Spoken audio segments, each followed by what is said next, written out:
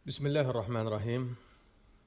Demək, ticarətdə bərəkəti artıran səbəblərdən biri haqqında xatırlatma etmək istəyirəm. Uca Allah Tövbə surəsinin 103-cü ayəsini nazil edir. Rəbbimiz həmin ayədə buyurur ki, "Xuz min amwalihim sadaqatan tutahhiruhum və tuzakkihim biha və salli alayhim inna salataka sakanun lahum vallahu semi'un alim."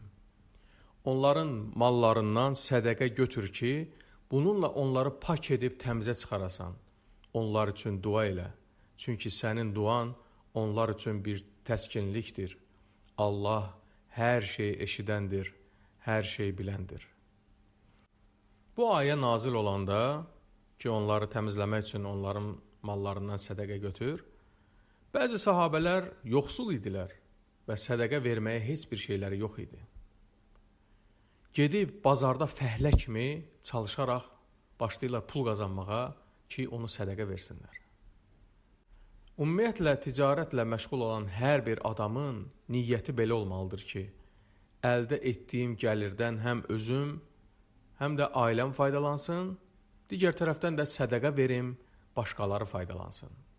Hər bir ticarətlə məşğul olan adama belə bir nəsihət edilməlidir ki, ilk öncə niyyətini düzəltsin.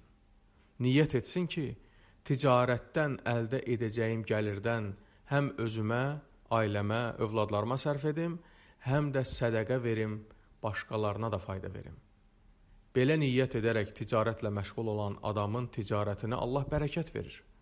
Çünki sədəqə malı azaltmır, əksinə onu artırır, ona bərəkət verir. Ticarətə başlayarkən belə bir niyyət olarsa, bərəkət də artmış olar.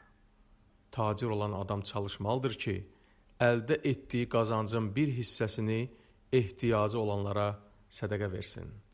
Əgər belə etsə, Uca Allah da onun qazancını artırıb bərəkətli edəcək.